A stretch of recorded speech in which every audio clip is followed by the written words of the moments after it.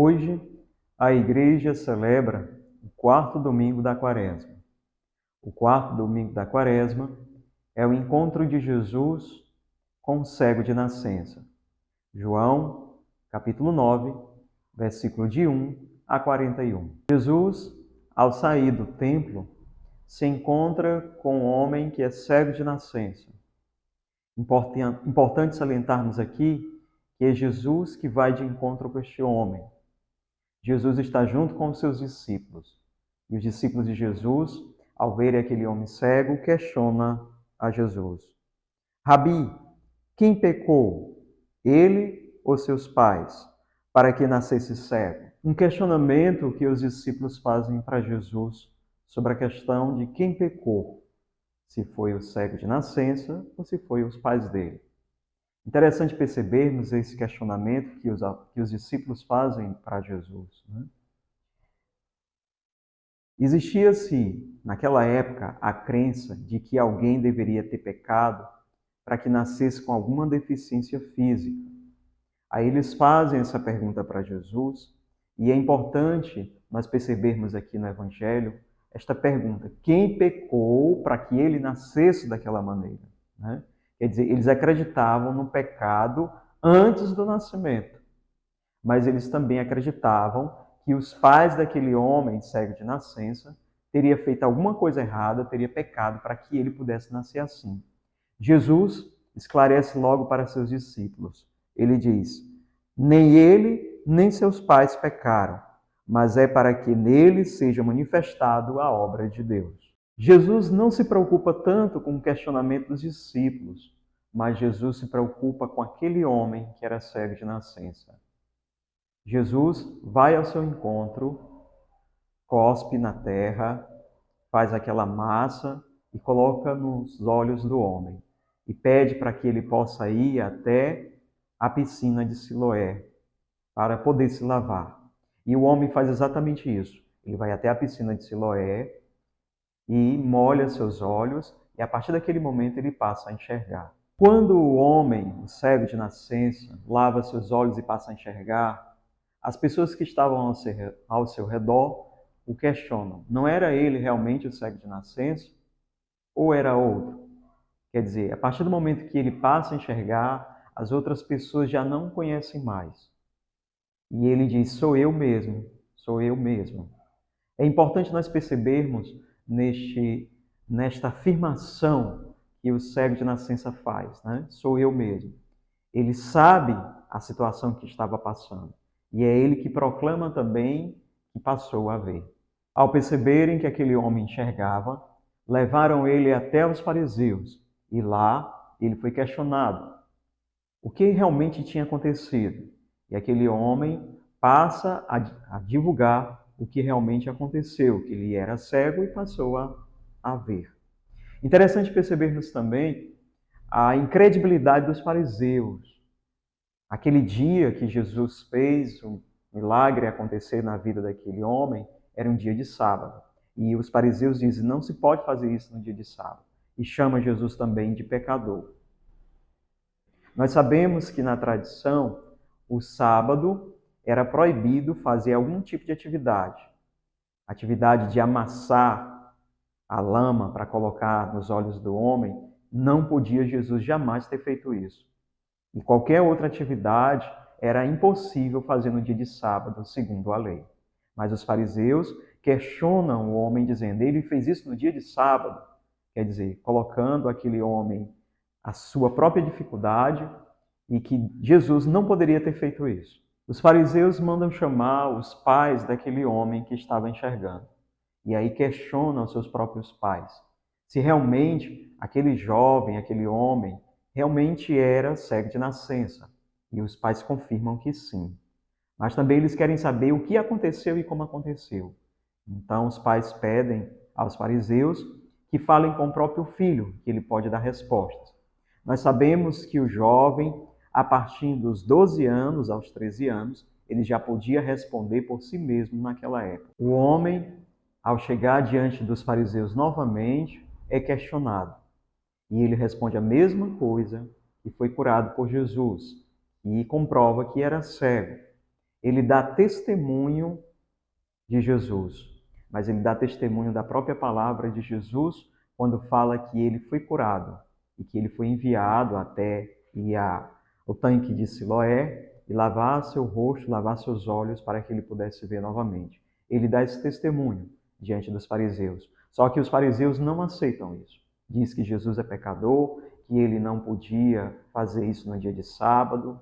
E, enfim, eles passam a questionar aquele homem querendo surpreendê-lo ou querendo fazer algum tipo de engano para pô-lo à prova, para que ele mentisse diante de todos que não fosse curado por Jesus. O homem a ser questionado pelos fariseus, o homem dá as respostas precisas para os fariseus. Eles ficam chateados com a resposta daquele homem e expulsam da sinagoga. Imediatamente aquele homem sai e se encontra com Jesus. Como é importante aquele encontro novamente de Jesus com aquele homem. Jesus se encontrara com ele primeiramente quando ele estava cego.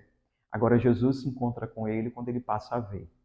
E aí Jesus pergunta a ele: acreditas no Filho do Homem? Ele diz: quem é para que eu possa acreditar?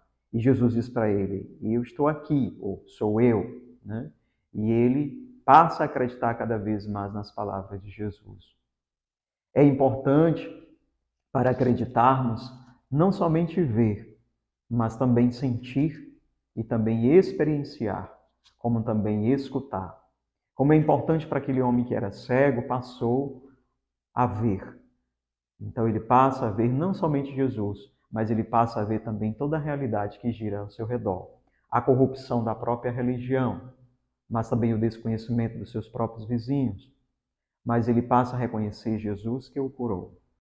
Quando aquele homem, que era cego de nascença, se encontra com Jesus, os fariseus estavam naquele ambiente também e viram o encontro de Jesus com ele. Então, alguns fariseus que se achavam com ele ouviram isso e lhe disseram: acaso também nós somos cegos?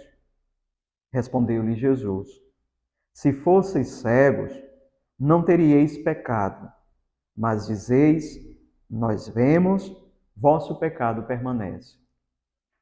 Jesus quer dizer para aqueles fariseus que mesmo ele vendo, eles não acreditavam. Por isso que o pecado se tornava presente no meio deles. Porque se eles acreditassem, eles converteriam o coração e mudavam a sua atitude para acreditar. Depois de escutarmos essa história do cego de nascença, qual é a lição de vida que nós podemos tirar para os nossos dias atuais? O que realmente nos torna cegos nessa sociedade? O que nos torna cegos diante da nossa própria religião? O que nos torna cegos diante de todos esses questionamentos que a vida também nos traz? Jesus, ele dá a visão a um homem que havia nascido cego de nascença. Quer dizer, era um homem que vivia na escuridão. E Jesus traz a luz para aquele homem. Através do barro, através da saliva, através da terra. Jesus pede para aquele homem para que ele possa se lavar. Nós podemos perceber aí a fé daquele homem. Diante das suas dificuldades, diante dos seus problemas, nós também devemos ter fé, acreditar. Mesmo não sabendo, não compreendendo como as coisas acontecem na nossa vida, nós devemos acreditar. Mesmo não entendendo, mesmo tendo dúvidas, nós precisamos escutar essa voz que nos direciona, escutar essa voz que nos guia, assim como aquele homem foi até a piscina de Siloé. A piscina de Siloé é um fato tão importante para esta passagem bíblica que durante a festa dos tabernáculos, ou a festa das colheitas, ou as festas das tendas, como nós queríamos chamar, eles pegavam um vaso enorme de ouro e até o tanque ou piscina de Siloé enchia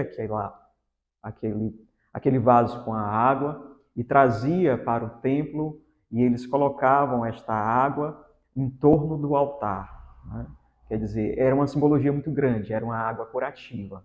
E é lá que Jesus pede para aquele homem que ele possa se lavar naquele tanque, naquela piscina de Siloé. Como é importante também a simbologia da própria água. Né? Jesus que pede para que ele vá lá, então ele passa a enxergar. Né? A água significa também purificação. A partir do momento que ele se purifica, que ele se lava, ele passa a dizer: sou eu aqui estou, pelo questionamento dos vizinhos. Quantos de nós, muitas vezes, né, cremos e acreditamos em Jesus e dizemos: olha, eu sou a pessoa que Deus escolhe, eu sou a pessoa que Deus me quer, eu sou a pessoa que foi escolhida por Deus. E quantas pessoas nos questionam: será que é isso mesmo? Assim como os vizinhos fizeram, assim como os fariseus fizeram.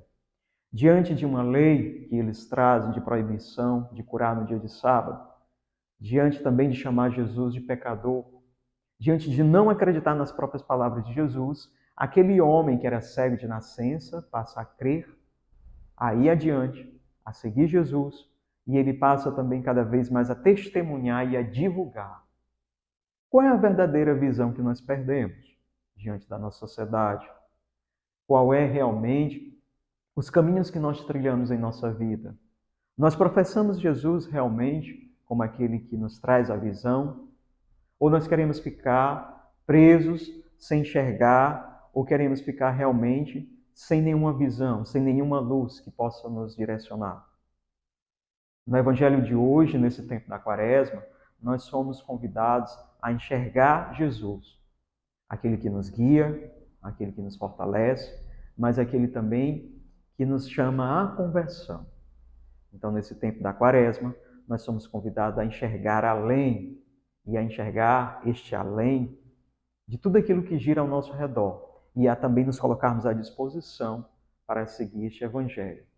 O Evangelho nos convida a enxergar as nossas fragilidades, a enxergar tudo aquilo que está ao nosso redor, a nossa realidade, mas também nos convida a enxergar quem nos traz a visão. Então, para você que nos acompanha, nós perguntamos: você enxerga as pessoas que estão ao seu redor? Você enxerga Jesus que fala ao teu coração? Você enxerga a realidade que nós estamos nos nossos dias atuais? Se nós dissermos sim, então nós podemos, com certeza, colocar um passo adiante e dizer: Senhor, aqui estou. Me ajuda a transformar a minha vida, a transformar meu coração, ajudar a minha família, a trabalhar na minha igreja, a trabalhar cada vez mais aonde eu gosto de ter minhas próprias responsabilidades e se colocar à disposição para evangelizar. Louvado seja nosso Senhor Jesus Cristo, que Deus o abençoe e Nossa Senhora do Perpétuo Socorro.